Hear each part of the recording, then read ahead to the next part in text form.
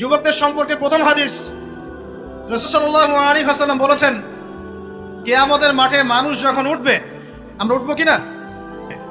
আচ্ছা, যখন মানুষ উঠবে তখন তাকে 5টা প্রশ্ন করা হবে। কয়টা ভাই? এই 5টা প্রশ্নের আগে সে তার পা সামনেও ফেলতে পারবে না, পিছনেও ফেলতে পারবে না। আমরা কি একটু চিন্তা করতে পারছি কত ভয়ঙ্কর হবে বিষয়টা? এক, তোমার পুরো জীবনটা তুমি কোন কাজে ব্যয় করেছো? উত্তর কি রেডি আছে আমাদের কাছে? দুই, তোমার যৌবন স্পেশালি তুমি কোন কাজে ব্যয় করেছো? যুবকরা কি উত্তর দেওয়ার জন্য প্রস্তুত আছে যে আমাদের যৌবন আমরা আল্লাহর পথে কাটিয়েছি? সবাই কি বলতে পারবো?